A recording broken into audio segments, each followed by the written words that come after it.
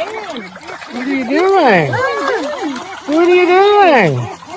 That's an oarfish. अस्सलामुअलैकुम दोस्तों, ये कोई मामूली मछली नहीं है बल्कि समंदर की गहराइयों में रहने वाली एक मछली है और बताया जा रहा है कि ये क़यामत से पहले नजर आएगी। इस मछली के बारे में भी हम बात करेंगे, लेकिन उससे पहले थिएटरों के पर्दे फाड़े जा रहे हैं। क्यों थिएटर के पर्दे फाड़े जा रहे हैं वो डिटेल्स भी हम आपको बताएंगे, लेकिन आगे बढ़ने से पहले जो लोग अभी तक चैनल के ऊपर नए हैं, चैनल को सब्सक्राइब नहीं करे हैं, उनसे हम गुजारिश करते हैं चैनल को सब्सक्राइब कर लीजिए ताकि आपको रोजाना लेटेस्ट अपडेट्स मिल सके। थिएटर के पर्दे फाड़े जाने की वजह जानकर आप हैरान हो जाएंगे, क्योंकि इस बूढ़े शख्स को मुगल बादशाह की तरह दिखाया गया है और ये मुगल बादशाह कोई और नहीं, ये हिंदुस्तान के सुल्तान रह चुके हैं। इनका नाम है औरंगजेब आलमगीर रहमतुल्लाह अलैह। मुगल बादशाह औरंगजेब की हुकूमत 1658 से शुरू हुई और खत्म हुई 1707 पर, यानी कि आज से सिर्फ 318 साल पहले मुगल बादशाह औरंगजेब की हुकूमत में इंडिया का मैप कुछ इस तरह से नजर आता था। काबुल से लेके ढाका तक हुकूमत थी और जहाँ तक साउथ इंडिया की बात है, यहाँ पर आप मैप देख सकते हैं, थोड़ा सा हिस्सा बचा हुआ था। औरंगजेब के बाद में अंदर मुगलों के बीच में आपसी लड़ाई हुई, जिसके बाद में अंग्रेजों ने आके कब्जा कर लिया। लेकिन अभी औरंगजेब के खिलाफ एक फिल्म बनाई गई है जिसमें ऐसा दिखाया गया है कि औरंगजेब काफी ज्यादा जालिम हुक्मरान है। बिना कुछ रेफरेंस के थिएटर में जो कुछ भी चलाया जा रहा है, पब्लिक उस बात के ऊपर यकीन करते हुए थिएटरों में पर्दे फाड़ती हुई नजर आई। तेलंगाना हुकूमत की जानिब से एक बेहतरीन ऑर्डर पास किया गया जिसमें मुस्लिम एम्प्लॉयज, टीचर्स और कॉन्ट्रैक्ट के जितने भी लोग रहेंगे, आउटसोर्सिंग बोर्ड वाले और कॉर्पोरेशन वाले, यानी कि गवर्नमेंट एम्प्लॉयज को दिन में 4 बजे ही जाने की इजाजत दी गई रमजान के महीने में, क्योंकि वो लोग रोजा रहते हैं। जैसे ही हुकूमत की जानिब से इस तरह की इजाजत दी गई, जिसके बाद में महाराष्ट्र के अंदर भी इसी तरह की मांग होने लगी, लेकिन बीजेपी के एमएलए राजा सिंह का एक बयान सामने आ चुका है। महाराष्ट्र में किस तरह की मांग हो रही है मुस्लिम एम्प्लॉयज के लिए, वो वीडियो भी हम आपको दिखाएंगे। उससे पहले बीजेपी के एमएलए राजा सिंह का बयान आपको सुनाए थे। उगादी के समय पर, क्या हिंदू फेस्टिवलों के समय पर, क्या इस तरह का जीवो आपको याद नहीं आता? क्या नवरात्रि हो, शिवरात्रि हो, रामनवमी हो, हनुमान जयंती हो, अनेकों हिंदू फेस्टिवल होते हैं, लेकिन उन हिंदू फेस्टिवलों को अच्छे से करने के लिए भी तेलंगाना सरकार कोई सुविधा नहीं देती। उन फेस्टिवलों को सही तरीके से मनाने के लिए किसी भी प्रकार का कोई कार्य तेलंगाना में कांग्रेस, हिंदू विरोधी जो कांग्रेस है वो नहीं करती।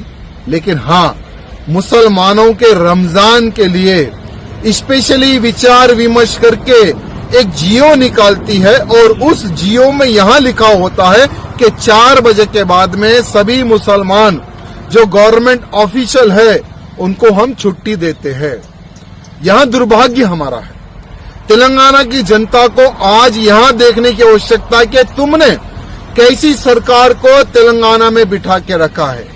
एक केसीआर था, जो हम उस केसीआर को 8वां निजाम कहते थे, लेकिन तेलंगाना की दुर्भाग्य देखिए, एक 9वां निजाम पैदा हो चुका है रेवंत रेड्डी के रूप में।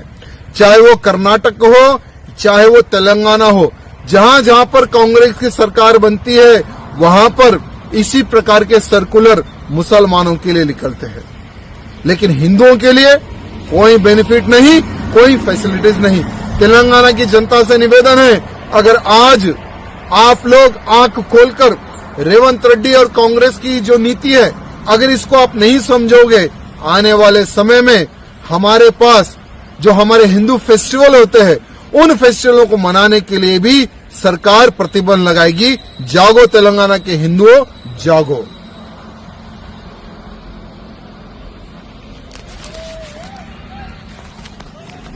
घंटे पहले छूट देने की बात कही है सरकारी कर्मचारियों को लेकर, उसको लेकर राजनीति शुरू हो गई है। नीतीश राणे हैं, उनका कहना है कि इस तरह की चीज़ें जो है यहाँ नहीं चलेंगी। सेकुलर जो है हमारी सरकार है और इस तरह से किसी एक धर्म के लिए ऐसा नहीं होगा। संजय निरुपम ने इसे एक तरह से कांग्रेस का तुष्टीकरण कहा है, मुस्लिमों को लेकर तुष्टीकरण करती रही, इसलिए कांग्रेस पूरी तरह से सफाया हो गई है। आपकी क्या राय है और आप इस पे क्या मान रहे हैं? देखिए, तेलंगाना की सरकार का जहां तक सवाल है, मैं आपकी जानकारी के लिए बता दूं कि वहां पर अभी से नहीं 20-25 साल से ये प्रथा चली आ रही है कि रमजान के महीने में जो भी सरकारी कर्मचारी हो, private sector, schools, teachers, colleges, वहां जो लोग काम करते हैं, मुसलमान रोजा रखते हैं, इस्लाम प्रैक्टिस करते हैं, उनको इस तरह की राहत मिलती है कि वो अपने घर जाके रोजा खोल सके। इस मरतबा आप देखिए 11 तारीख को एक नोटिफिकेशन आया है आंध्र प्रदेश सरकार की तरफ से। अब आंध्र प्रदेश की सरकार में आपको पता है चंद्रबाबू नायडू जी, पवन कल्याण है, और ये तो बीजेपी का हिस्सा है, टीडीपी जो है। इन्होंने तो अभी वक्फ को भी समर्थन किया था, तो उन्होंने भी नोटिफिकेशन निकाला है और वहां भी कहा गया है नोटिफिकेशन में, आपको कॉपी भी दूंगा, कि 2 तारीख से 2 मार्च से रमजान स्टार्ट हो रहा है, तब से लेकर 31 मार्च तक, 1 महीने का मतलब रमजान का पीरियड रहता है, उस दिन 4 बजे यानी 1 घंटे पहले सभी कर्मचारी, officers, schools, teachers, employees, private sector, government, ये सब अपने अपने घर जा सकते हैं। उनको छुट्टी का प्रावधान दिया है, उसमें क्या गलत बात है? तो हमारी डिमांड है, हमारी मांग यही है कि जब बीजेपी के समर्थन में टीडीपी वो वहां से एक नोटिफिकेशन निकाल सकती है मुसलमानों के लिए, तो हमारी डिमांड महाराष्ट्र के मुख्यमंत्री श्री देवेंद्र फडणवीस जी से है कि आप भी एक नोटिफिकेशन निकालें कि महाराष्ट्र में भी काफी तादाद में मुसलमान हैं जो गवर्नमेंट जॉब्स में है, काम करते हैं, स्कूल्स में टीचर्स हैं, स्टूडेंट्स हैं, कि 4 बजे रमजान के महीने में आप सब घर जा सकते हैं। 1 महीने की राहत अगर आपने दे दी तो कोई फर्क नहीं पड़ने वाला है। देखिए, रमजान की अहमियत क्या है? रोजा जो है मुसलमान पे फर्ज है, रोजा नमाज फर्ज है। अब एक इंसान सुबह में 4 बजे उठता है, वो सहरी करता है, उसके बाद फजर की नमाज का वक्त होता है, नमाज पढ़ता है, काम पे चले जाता है, भूखा प्यासा दिन भर वो रहता है, तो शाम को अगर 1 घंटा पहले वो अपने घर पहुंच गया, नमाज पढ़ ली, इफ्तार कर लिया, रोजा खोल लिया, तो मैं समझता हूं कि सरकार में बीजेपी को इसमें कोई दिक्कत नहीं आनी चाहिए। तो हमारी मांग महाराष्ट्र सरकार से ये है कि हमारे यहाँ भी काफी मुसलमान है, काफी कर्मचारी गवर्नमेंट में, जॉब्स में, एम्प्लॉयज, टीचर, स्टूडेंट्स है जो काम करते हैं। उन्होंने भी हमसे कहा कि वारिस भाई, हमको भी 1 महीना हम रोजा रखते हैं, तो कम से कम 4 बजे अगर हमको छुट्टी मिल जाए तो हम हमारे घर पहुंचकर, क्योंकि यहाँ पे आपको पता है ट्रैफिक, डिस्टेंस, बहुत सारा चीज होता है, हम अपने घर जाकर रोजा खोलें, इफ्तार करें। 1 महीने का सवाल है। तो हमारी महाराष्ट्र के मुख्यमंत्री से डिमांड है कि 4 बजे सभी लोगों को छुट्टी दी जाए ताकि वो अपने घर जाकर रोजा खोले। रमजान का 1 महीना, अब 2 तारीख से रमजान शुरू होता है या 1 तारीख से शुरू होता है रमजान, 1 मार्च से, ये चांद के ऊपर निर्धारित करता है। लेकिन सवाल ये है कि जो सत्ता पक्ष ये सवाल भी खड़ा कर रहा है कि अगर इस तरह से सिर्फ मुस्लिम समुदाय के जुड़े लोगों को अगर ये रियायत दी जाती है तो हर धर्म के लोग इस तरह से मांग करेंगे। फिर नवरात्रि में हिंदू मांगेगा, क्रिश्चियन के त्यौहार में क्रिश्चियन मांगेंगे, सिखों के त्यौहार में सिख मांगेंगे, जैनों के त्यौहार में जैन मांगेंगे, तो ये एक प्रथा सी बन जाएगी। देखिए, प्रथा क्या, मैं आपको बताता हूँ। रमजान ईद की छुट्टी होती है, क्रिसमस की भी हॉलीडे होती है हमारे क्रिश्चियन भाइयों के लिए।